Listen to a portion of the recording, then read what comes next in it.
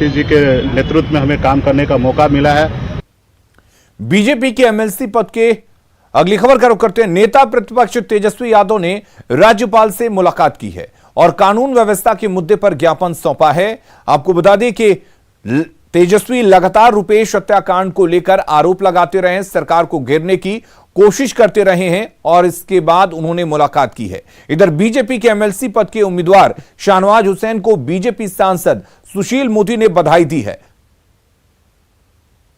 और इस दौरान तेजस्वी यादव ने क्या कुछ कहा है वो सुनाते हैं। बिहार के बढ़ते अपराध,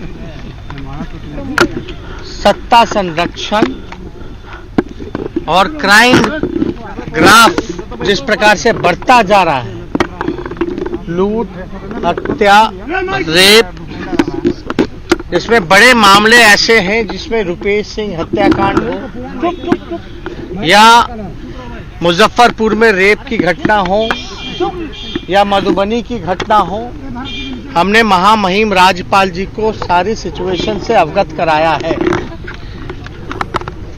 और साफ तौर पे आंकड़ों के साथ सत्ता जिस प्रकार से नीतीश कुमार जी बिहार के मुख्यमंत्री हैं, लगातार समीक्षा बैठक की जा रही, उतना ही अपराध बढ़ता जा रहा है। और शैलेंद्र हमारे साथ जुड़े हुए हैं इस खबर पर। शैलेंद्र, तेजस्वी लगातार रुपेश हत्याकांड को लेकर आरोप लगा रहे हैं और कोशिश ये कर रहे हैं कि ये एक बड़ा मुद्दा है, लॉ एंड ऑर्डर को लेकर हाई प्रोफाइल इस मर्डर केस के बहाने सरकार को घेरा जाए, तो क्या यह माना जाए कि इस मौके को हाथ से नहीं जाने देना चाहते हैं तेजस्वी?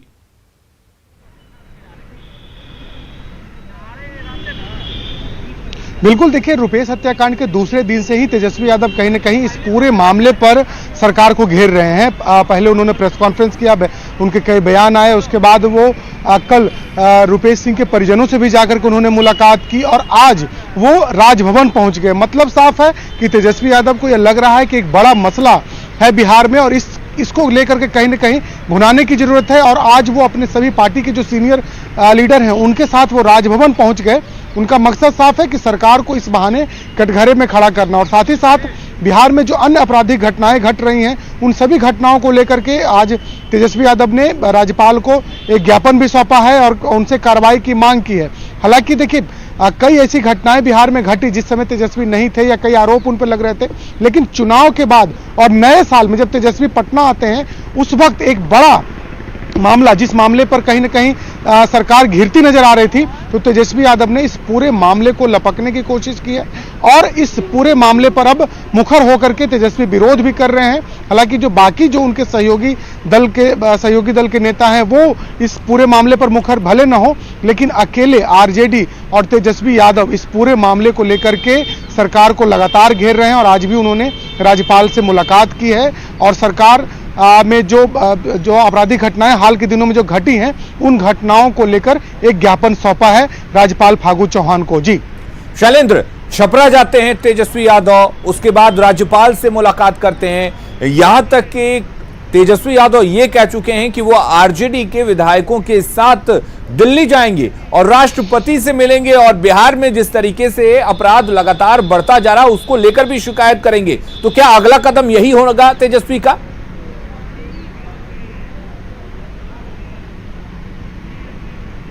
देखिए, तेजस्वी यादव कहीं न कहीं सरकार के खिलाफ उन्होंने पूरे अपने जो मोर्चा है वो खोल दिया और खास तौर पर देखिए उन्होंने यह भी कहा था कि जो सत्ता संरक्षण प्राप्त है अपराधियों को, बिहार में कई आरोप उन्होंने लगाए थे। चलिए शैलेंद्र, आपके पास हम लौटेंगे। इधर जेडीयू ऑफिस पहुंचे हैं सीएम नीतीश कुमार। जेडीयू नेताओं से नीतीश कुमार ने मुलाकात की है, मंत्रिमंडल विस्तार पर चर्चा के कयास लगाए जा रहे हैं। आनंद हमारे साथ जुड़े हुए हैं। आनंद, क्या माना जाए, एक कदम और मंत्रिमंडल के विस्तार की तरफ? नीतीश कुमार बिल्कुल, देखिए नीतीश कुमार पहुंच चुके हैं।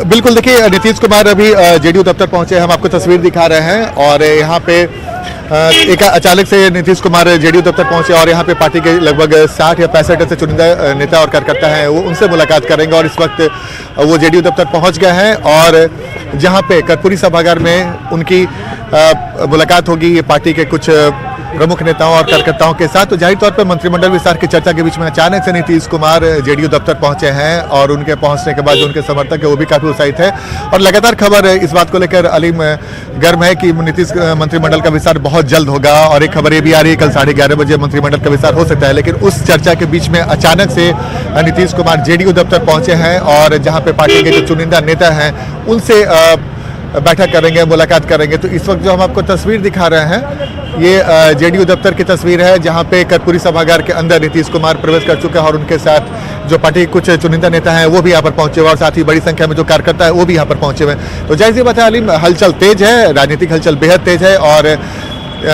नीतीश कुमार का अचानक से जेडीयू दफ्तर पहुंचना ये संकेत करता है कि मंत्रिमंडल विस्तार की जो चर्चा लगातार गर्म होती जा रही है जी, उस बीच में जेडीयू दफ्तर में पहुंचना एक संकेत देता है। तो हम लगातार कोशिश कर रहे हैं कि अपने दर्शकों को तमाम जानकारी पहले उपलब्ध कराएं जो मंत्रिमंडल विस्तार से जुड़ी हुई है। तो हमें फिर से आपको तस्वीर दिखाने की कोशिश कर रहे हैं कि जेडीयू दफ्तर में लगभग 4 बजे के आसपास नीतीश कुमार पहुंचे हैं और उनके साथ पार्टी के कुछ चुनिंदा नेता और जो कार्यकर्ता हैं उनसे उनकी बैठक होने वाली है, मुलाकात होने वाली है। तो नीतीश मंत्रिमंडल के चर्चा के बीच में नीतीश कुमार जेडीयू दफ्तर पहुंचना कई तरह के कयासों का बाजार गर्म करता है। तो जाहिर सी बात है नजरें टिकी रहेगी नीतीश कुमार यहाँ पर कितने देर तक रुकते हैं, किन कार्यकर्ताओं नेताओं से मुलाकात करते हैं, किस वजह से आए हैं ये भी जानना बेहद दिलचस्प होगा। लेकिन अभी जो जानकारी मिल रही है कि उन्होंने लगभग 63 से 64 पार्टी के नेता और कार्यकर्ताओं से मुलाकात करने की बात आज तय हुई है। तो वो तमाम नेता और कार्यकर्ता यहाँ पर पहुंचे हुए हैं। तो हम इस वक्त तस्वीर दिखा रहे हैं अपने दर्शकों को और ये बताने की कोशिश कर रहे हैं कि नीतीश कुमार का अचानक से जेडीयू दफ्तर पहुंचना कई तरह के संकेत करता है और खासकर उस वक्त अलीम जब मंत्रिमंडल विस्तार की बात हो रही हो। बिल्कुल आनंद, जब पार्टी के राष्ट्रीय अध्यक्ष थे, मुख्यमंत्री थे, तब नीतीश कुमार इतना ज्यादा जेडीयू दफ्तर आते नहीं थे, इतनी मुलाकातें नहीं करते थे। लेकिन आजकल नीतीश कुमार काफी ज्यादा जेडीयू दफ्तर आ रहे हैं। कुल मिलाकर अगर मंत्रिमंडल विस्तार पर भी बात करनी है तो अब नीतीश कुमार चाहते हैं कि पार्टी के नेता जो ग्राउंड पर काम करते हैं उनसे मिलकर राय मशवरा करके ही किया जाए। क्या कुछ इशारा करता है ये? देखिए बिल्कुल आपने सही कहा, नीतीश कुमार ने जब से राष्ट्रीय अध्यक्ष का पद छोड़ा और मुख्यमंत्री का पद संभाल रहे हैं उनकी पूरी कोशिश है कि अब वो बहुत ज्यादा वक्त अपने नेताओं और कार्यकर्ता को दे रहे हैं। और बिल्कुल आपने सही कहा कि मंत्रिमंडल में जगह उसे मिलेगी जिसको जेडीयू के नेता और कार्यकर्ता के साथ जनता का भी प्यार मिले। तो ये फीडबैक भी बेहद महत्वपूर्ण होता है अलीम, जब आप किसी को मंत्री बनाते हैं उसके बारे में आपके नेता और कार्यकर्ताओं की सोच क्या है, उनकी छवि क्या है, ये भी महत्व रखता है।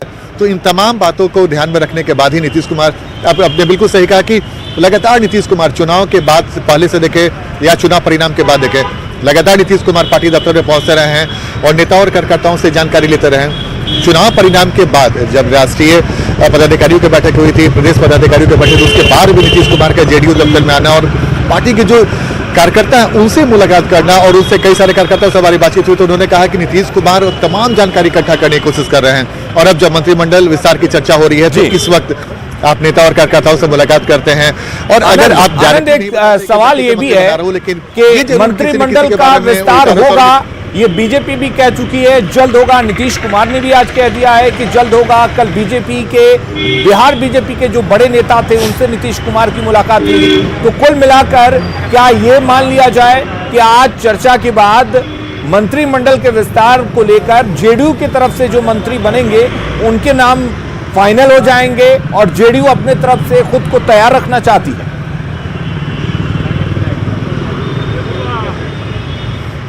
देखिए बिल्कुल आपने से कहा मंत्रिमंडल में कौन कौन चेहरे होंगे ये तमाम बातें तय हो चुकी होंगी जेडीयू की तरफ से और बीजेपी की तरफ से भी तय हो चुकी होगी कि कौन कौन मंत्री बनने वाले हैं।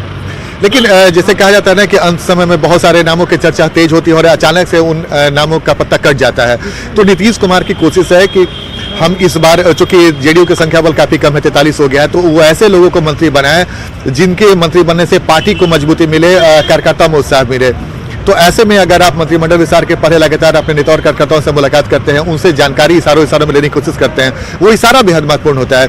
इसलिए मैं आपको अलीम बता रहा हूं कि नीतीश कुमार की पूरी कोशिश है कि इस बार पूरी तरीके से ऐसे लोगों को मंत्री बनाया जाए। और एक खबर ये भी है जो हमारे सोर्स बता रहे हैं जी कि जेडीयू इस बार नए चेहरों पे ज्यादा दाव खेलने वाली है। जो हमारे सोर्स बता रहे हैं वो बता रहे हैं कि इस बार जेडीयू नए चेहरों पे ज्यादा दाव खेलने वाली है और जो क्षेत्रीय जो आधार होता है उस आधार को भी प्राथमिकता दी जाएगी। तो क्षेत्रीय आधार और नए चेहरे पे जेडीयू इस पर बड़ा दाव लगाने की तैयारी में है, ताकि आने वाले 5 साल में उन युवा चेहरों को आगे करके उनके मेहनत से पार्टी को फिर से संगठित किया जाए, मजबूत किया जाए और आगे बढ़ाया जाए। तो पूरी कोशिश है नीतीश कुमार की इस मंत्रिमंडल विस्तार में उन चेहरों को आगे किया जाए जिसकी वजह से पार्टी को भी फायदा मिल सकता है। अलीम, चलिए आनंद, आप नजर बनाए रखिए। उम्मीद करते हैं कि जेडीयू दफ्तर से कुछ ना कुछ निकलकर सामने आएगा और ये जो खबर हमने बताई है उस पर मुहर भी लगेगी। अगली खबर का रुख कर लेते हैं। बहाली की मांग को लेकर शिक्षक अभ्यर्थियों ने आंदोलन तेज कर दिया है। गर्दनी बाग में शिक्षकों ने धरना शुरू किया है और सरकार के खिलाफ नारेबाजी कर रहे हैं। अभ्यर्थियों का कहना है कि 2 साल से 94,000 शिक्षकों की बहाली रुकी हुई है, लेकिन सरकार टाल मटोल का रवैया अपना रही है। हम लोगों की मुख्य मांग ये है सर कि ये वर्तमान में जो शिक्षक नियोजन प्रक्रिया चल रही है इसमें 90% जो मेगा सूची, अंतिम मेगा सूची का प्रकाशन हो चुका है। हम लोग काउंसलिंग का डेट जारी करवाना चाह रहे हैं कि जारी करें और हम लोग को नियुक्ति पत्र जल्द से जल्द वितरण किया जाए, यही हमारा मुख्य मांग है।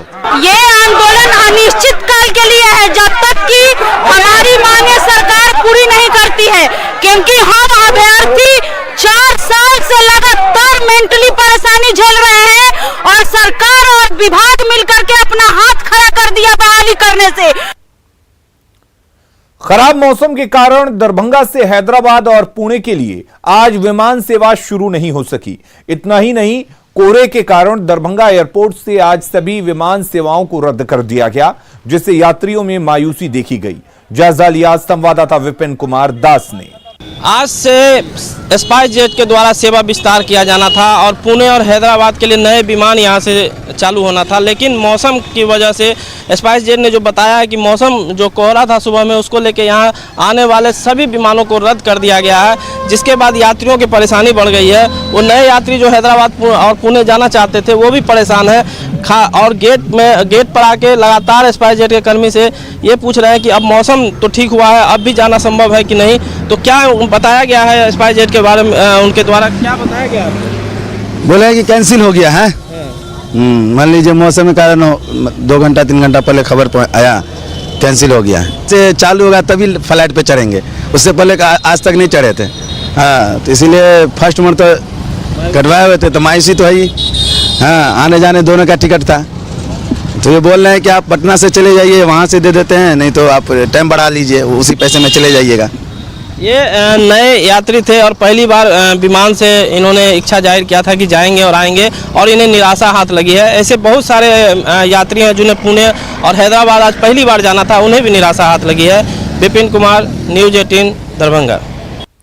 आज हम हार्पिक और न्यूज़ 18 के फ्लैगशिप कैंपेन मिशन पानी के एक अहम पड़ाव पर पहुंच गए हैं।